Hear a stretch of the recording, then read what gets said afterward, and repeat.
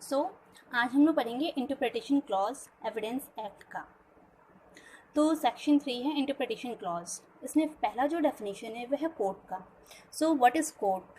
तो court include all जजेस and magistrate and all the person except arbitrator legally authorise to take evidence. It means that court वो उस जगह को हम कहेंगे, ये ज़रूरी नहीं है कि जहाँ कोर्ट है, जो कोर्ट बना हुआ है just high court, district court, ये सब यही सिर्फ कोर्ट है, नहीं जी। कोर्ट को हम डिफाइन किया गया है कि जहाँ पे सारे जजेस मीन्स कोई एक जजेस भी हो सकता है, ऑल जजेस भी हो सकते हैं, कोई भी जजेस या फिर मजिस्ट्रेट या फिर इनमें से ऑल जो पर्सन्स, यानी इन दोनों में से कोई भी, एक्सेप्ट है आर्बिट्रेटर को छोड़ दिया गया है, जो legally authorise to take evidence, जो कि लीगली ऑथराइज्ड है। इसका मतलब ये है कि वो जगह जहाँ पे जजेस मजिस्ट्रेट बैठते हैं और वो वहाँ पे लीगली ऑथराइज्ड हैं उस जगह पे कि वो एविडेंस ले सकते हैं, तो उस चीज़ को हम कोर्ट कहते हैं, उस जगह को हम कोर्ट कहते हैं। तो ये जो था हमारा कोर्ट का डेफिनेशन था। नेक्स्ट जो है हमारा फैक्ट। तो इंडियन एविडेंस एक्ट में सबसे इम्पॉर्टेंट चीज़ है कि फैक्ट क्या है। तो फैक्ट मतलब तथ्य होता है।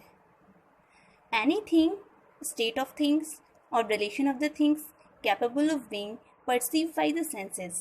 इसका मतलब ये होता है कोई भी वस्तु वो किस अवस्था में है, उसका क्या रिलेशन है उस सामान का, उस चीज़ का किसी चीज़ से, जो कि एक इंसान अपने इंद्रियों के द्वारा उसे समझ सकता है, उसको महसूस कर सकता है, परसीव करता है, लेता है। ये चीज़ हमारा हो जाएगा फैक्ट। यानी कि any mental condition of which any person is conscious।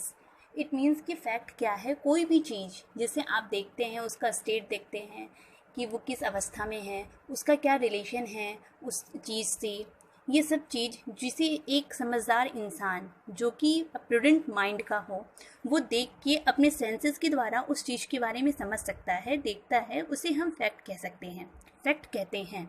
जैसे कि अगर हमारे पास, ये मान लीजिए कि हमारे पास ये मार्कर है, ये मार्कर रखा हुआ है, हम इस मार्कर को देख के समझेंगे कि हाँ ये मार्कर है, इसे हम कहाँ से लेके आए, इसे हम कितने रुपए का ख़रीदें, किस दुकान से लेके आए, कहाँ रखे हैं, हम रोड पे चल रहे हैं। ये सब जो भी चीज़ें एक इंसान देखता है, उस देख के अपने सेंसेस के द्वारा उसे समझता है, उसे लेता है, अपने दिमाग में परसीव कर सकता है, उस चीज़ को हम फैक्ट कहते हैं। इलस्ट्रेशन देखेंगे इसका। That there are certain objects arranged in a certain order in a certain place is a fact। मान लीजिए कोई सामान है, कोई सर्टेन ऑब्जेक्ट है, उसे अरेंज किया गया है सर्टेन ऑर्डर में, सर्टेन प्लेस पे, वो फैक्ट हो जाएगा। मान लीजिए कि हमारी लाइब्रेरी है या फिर आपके पास 4-5 बुक है, आप उस बुक को टेबल पे रखे हुए हैं, तो ये क्या हो जाएगा, ये भी एक तरह से फैक्ट हो जाएगा। आपने उस बुक को देखा कि हाँ वो टेबल पे 4 बुक रखी हुई थी, चारों बुक में पहले ऐसे से इस शेप में ये बुक रखा गया था, तो ये चीज़ आपने देखा, आपने उस देख के अपने सेंसेस के द्वारा उसको परसीव किया, तो ये क्या हो जाएगा, हमारा फैक्ट हो जाएगा। दूसरा एग्जाम्पल है, इलस्ट्रेशन है, दैट ए मैन हियर्ड और saw something is a fact. आपने किसी इंसान के मुंह से कुछ सुन लिया, कोई इंसान आपसे कुछ कह रहा है, आपने किसी को बात करते हुए सुन लिया, आपने कोई चीज़ देख लिया, ये भी फैक्ट हो जाएगा। That a man shed certain word, आपसे किसी ने कोई चीज़ कहा कि अरे मैं इस रोड से जा रहा था, मैंने उसको देखा कि वो जो लड़का है वो वहाँ से चाकू खरीद के लेके जा रहा था उस दुकान से, ये भी फैक्ट हो गया। That a man hold a certain opinion, has a certain intention, act in good faith or fervently, or uses a particular word in particular sense, or is or was at a specified time consequence of a particular sensation is a fact। मान लीजिए कोई इंसान है, उसका कुछ certain opinion है, उसका intention अच्छा है, बुरा है, ये आपको नहीं पता, आपने वो जो इंटेंशन है उसका, वो सही कार्य के लिए कर रहा है, उसका गुड फेथ है, या वो किसी को फ्रेंडली कर रहा है, इससे कोई मतलब नहीं। वो किसी ने पर्टिकुलर वर्ड या पर्टिकुलर सेंस उसने यूज़ किया हुआ है, किसी को गाली ही दिया है, उसका क्या इंटेंशन है, इससे आपको कोई मतलब नहीं है कि वो गुड फेथ में कम करेगा या फिर किसी को धोखा देने के लिए करेगा। लेकिन अगर ऐसा चीज़ें हैं, आपने देखा है, सुना है, या किसी इंसान के मुँह से सुना है, तो ये सब हम फैक्ट मानेंगे। That man has certain reputation is a fact. किसी इंसान का जो रेपुटेशन होता है वो भी फैक्ट होता है। जैसे कि वो इंसान अमिताभ बच्चन तो हीरो है, तो ये भी हमारा क्या हो जाएगा, हम किसी के रेपुटेशन की बात करते हैं तो ये भी हमारा फैक्ट हो जाएगा। सो अब रेलिवेंट यानी रेलिवेंसी ऑफ फैक्ट क्या होता है? One fact is said to be relevant to another when the one is connected with the other in any of the ways referred to in the provision of this act relating to the relevancy of fact. Relevancy of fact means यूँ होता है, इसमें सबसे ज़रूरी ये चीज़ है कि दो फैक्ट होने चाहिए तभी तो रेलिवेंट होगा वो। मान लीजिए कोई एक fact, relevancy of fact means ये होता है कि कोई एक फैक्ट है वो किसी दूसरे फैक्ट से कनेक्टेड है तो वो चीज़ हमारा रेलिवेंसी ऑफ फैक्ट हो जाएगा। इसका जैसे कि कोई एक एग्जांपल भी आप ले सकते हैं, ए ने बी का मर्डर किया, ठीक है, ये एक हमारा फैक्ट हो गया। ए ने मार्केट से चाकू खरीद के लाया था जिसे बी ने या सी ने देखा हुआ था, ये भी एक फैक्ट हो गया। उसी चाकू से बी का मर्डर हो गया, ये भी फैक्ट हो गया। ये दोनों फैक्ट एक दूसरे से कनेक्टेड है तो ये जो फैक्ट हो जाएगा वो हमारा हो जाएगा रिलेवेंट फैक्ट यानी रेलिवेंसी ऑफ फैक्ट। इस चीज़ को हम बहुत लंबे सेक्शन में पढ़ेंगे, सेक्शन 5 से सेक्शन 55 तक हम रेलिवेंसी ऑफ फैक्ट के बारे में ही पढ़ेंगे।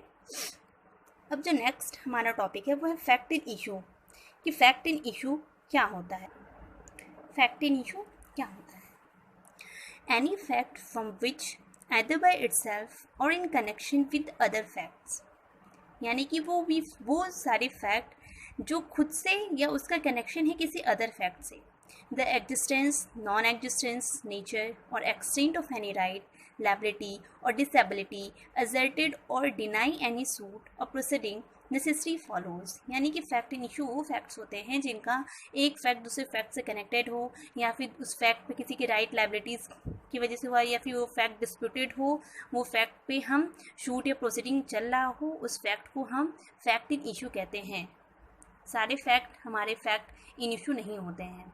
कुछ फैक्ट्स जो डिस्प्यूटेड होते हैं, जिनको सुलझाना है, जिनको प्रूफ करना है, जिस फैक्ट को प्रूफ डिस्प्रूफ किया जाता है, जिसका एग्जिस्टेंस नॉन एग्जिस्टेंस पता करना होता है, उसका नेचर क्या है, उसके ऊपर कोई राइट स्टेबिलिटी है जिसे कोर्ट मानती है, वो चीज़ हमारा जो है वो फैक्ट इन इशू है जो कि हमारा डिस्प्यूटेड है।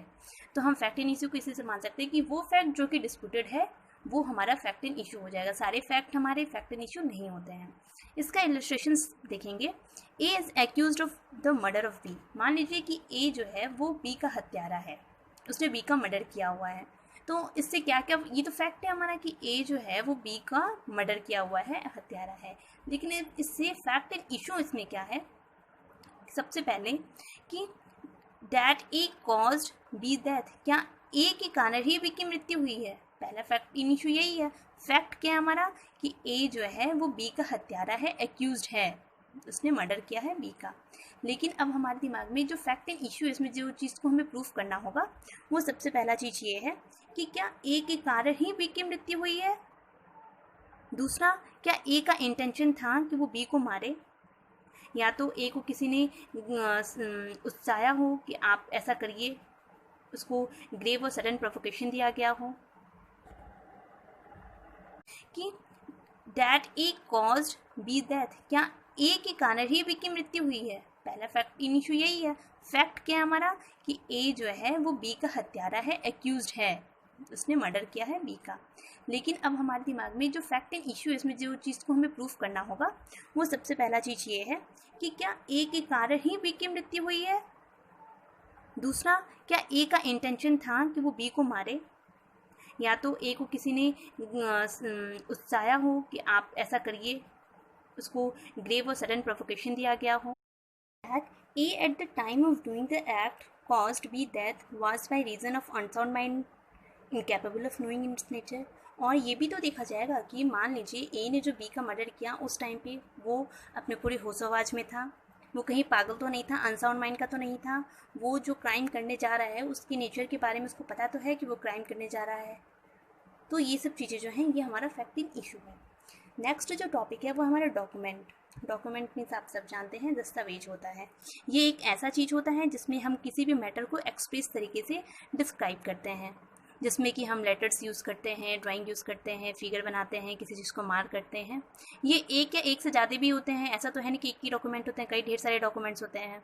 इसको हम किस पर्पज़ के लिए, purpose of recording the matter, इसे हम जो भी मैटर है उसके रिकॉर्ड करने के लिए इसको हम यूज़ करते हैं। जैसे कि इलस्ट्रेशन है, ए राइटिंग इज ए। अब हम जानेंगे कि डॉक्यूमेंट्स के इलस्ट्रेशंस क्या क्या हैं। A writing is a document, document में क्या क्या आएगा, वर्ड प्रिंटेड, कोई चीज़ हम वर्ड्स है उसे लिखा हुआ है इसको प्रिंट कर दें, लिथोग्राफ करा दिए हैं, या फिर कोई फोटोग्राफी है, फोटोकॉपी जो हम लोग कराते हैं, ये भी हमारा डॉक्यूमेंट में आएगा। कोई डॉक्यूमेंट में जैसे मैप है, मैप बनाया गया है या प्लेन है, वो भी डॉक्यूमेंट में आएगा। कोई मेटल पीस है, स्टोन है, ये भी डॉक्यूमेंट में आएगा। या जो भी चीज़ जिससे हम किसी भी चीज़ को हम दिखाते हैं, मेंशन करते हैं कि हाँ ये इस मैटर से रिलेटेड है और उसको हम रिकॉर्ड करके रखते हैं, वो चीज़ हमारा डॉक्यूमेंट में आ। अब हम देखेंगे इसमें जो नेक्स्ट डेफिनेशन है वो है एविडेंस का। Evidence means and includes all statements which the court permit or required to made before it by witness in relation to the matter of fact under inquiry. Such statement are called oral evidence. इसका मतलब ये है कि वो सारी statement जिसे court permit करता है, या तो फिर और मीन्स यहाँ पे नेक्स्ट आ जाएगा, या तो फिर जो विटनेस कोर्ट के सामने उस मैटर जो फैक्ट है, जो फैक्ट इंक्वायरी है, जो फैक्ट इन इशू है, उस मैटर से, उस फैक्ट से रिलेटेड जो विटनेस है वो कोर्ट के सामने कुछ स्टेटमेंट बोलता है या कुछ रखता है, तो उस चीज़ को हम ओरल एविडेंस कहते हैं। दूसरा है, अगर कोर्ट के सामने हम कोई डॉक्यूमेंट्स रखे हैं जिसमें electronic media, electronic records produce for inspection of court, जो इलेक्ट्रॉनिक रिकॉर्ड्स हम कोर्ट के सामने देते हैं कोर्ट के इंस्पेक्शन के लिए, वो हमारा डॉक्यूमेंट्री एविडेंस हो जाएगा। इसके बाद जो है वो है प्रूफ। प्रूफ मीन्स क्या होता है, साबित। A fact is said to be proof when after considering the matter before it the court at the believe is to exist or consider its existence so probable that a prudent man ought under the circumstances of the particular case to act upon the supposition that exist. तो proof का मतलब ये होता है कि जो भी fact जिसे कोर्ट के सामने रखने पे कोर्ट ये मान लेता है कि हाँ वो फैक्ट एग्जिस्ट कर रहा है, या तो उसका एग्जिस्टेंस का प्रोबेबल बहुत चांस है, जैसे कि एक प्रूडेंट मैन के हिसाब से वो चांसेस हैं उसके एग्जिस्टेंस का, या फिर किसी भी सर्कमस्टांसेस में किसी पर्टिकुलर केस में उसको मान लिया जाता है कि वो एग्जिस्ट कर रहा है। तो ये जो हमारा हो जाएगा, यानी जो भी प्रूफ मतलब है कि जो भी फैक्ट हमारा एग्जिस्ट कर रहा है, जैसे कोर्ट भी मान चुकी कि हाँ ये फैक्ट जो है वो एग्जिस्ट कर रहा है, वो हमारा प्रूफ हो जाएगा। और डिस्प्रूव मतलब जो साबित ना कर पाए, जो ना साबित कर पाए। तो इसमें भी सब कुछ वही है, बस यही है कि जो फैक्ट कोर्ट मानता है कि वो एग्जिस्टेंस में नहीं है, एग्जिस्ट नहीं करता है, तो वो हम मान लेंगे कि वो डिस्प्रूव्ड है। इसके बाद जो नेक्स्ट टॉपिक है वो हमारा है not proved. Not proved means ये होता है कि वैसा फैक्ट, ऐसा फैक्ट है वो ना जो प्रूफ भी नहीं है और डिस्प्रूव भी नहीं है, वो एक ऐसा फैक्ट है जो कि अभी बीच में है, जिसको हम ना तो प्रूफ कर सकते हैं और ना ही डिस्प्रूव किया है अभी कोर्ट ने। तो वो जो फैक्ट है जो भी साइलेंट मोड पे पड़ा हुआ है, उस फैक्ट को हम नॉट प्रूफ कहते हैं। Thank you.